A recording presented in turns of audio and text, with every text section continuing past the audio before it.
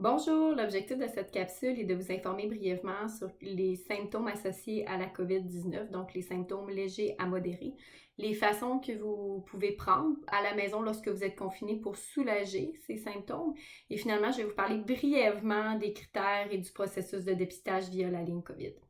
Donc, premièrement, les principaux symptômes associés à la COVID-19 sont bien sûr la toux, la fièvre, la perte d'odorat, la perte de goût, les céphalées, donc les maux de tête.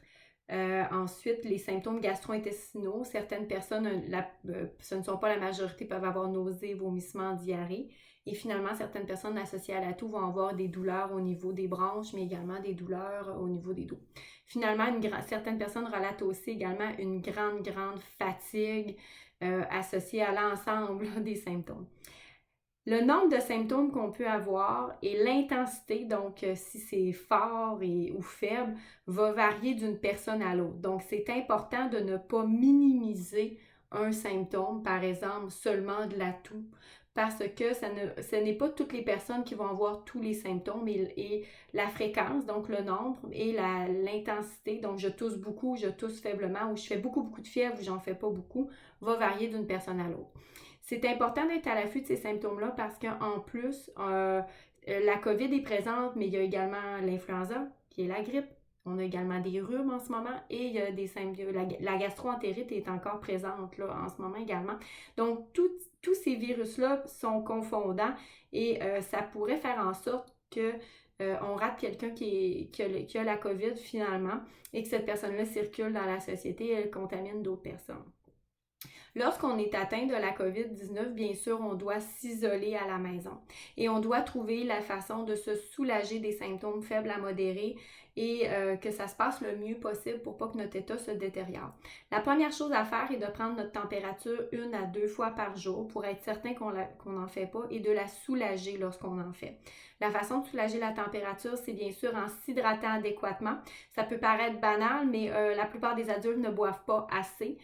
Dépendamment si vous êtes un homme ou une femme, vous pouvez boire entre 2,3 et 2,8 litres d'eau par jour. Et ça inclut les tisanes, les soupes, les breuvages froids, mais ça exclut bien sûr le café là, qui fait uriner et qui nous fait perdre du liquide. La deuxième chose également, c'est de prendre de l'acétaminophène pour soulager la fièvre, le cas échéant.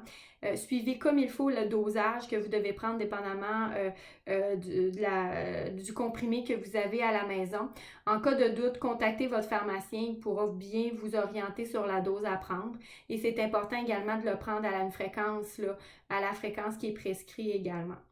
Ensuite, c'est important d'avoir, les gens qui ont la COVID vont avoir souvent des quintes de toux, donc une toux sèche qui va ressembler à ça vient irriter les bronches, ça finit par brûler, ça finit par être fatigant.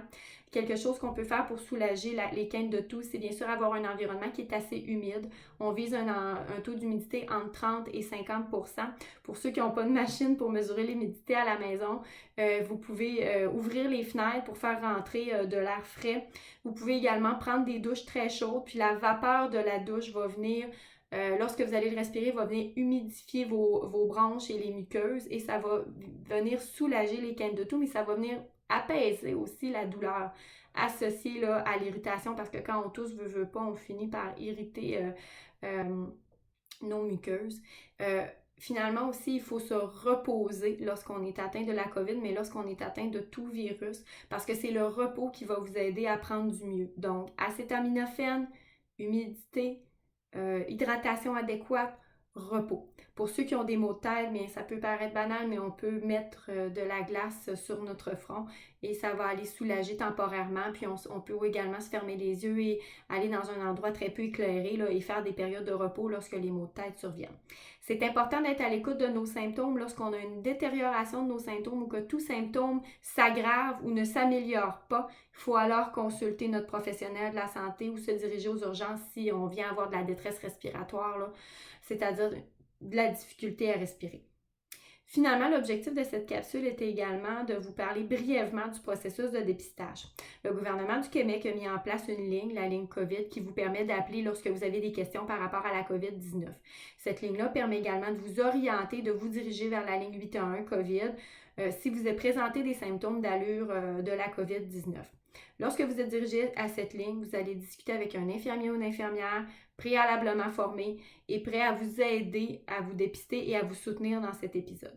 Les critères de dépistage varient en fonction des régions, mais également en fonction de critères de priorité sur des clientèles vulnérables ou dépendamment des régions dans lesquelles on est.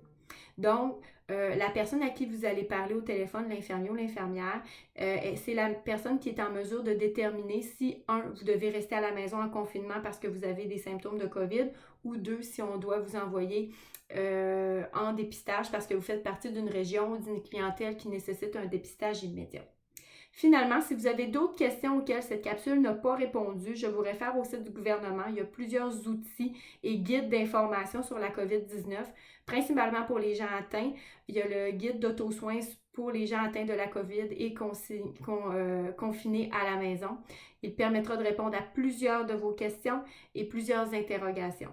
Donc, j'espère avoir répondu partiellement ou à certaines de vos questions. Au plaisir de pouvoir échanger avec vous.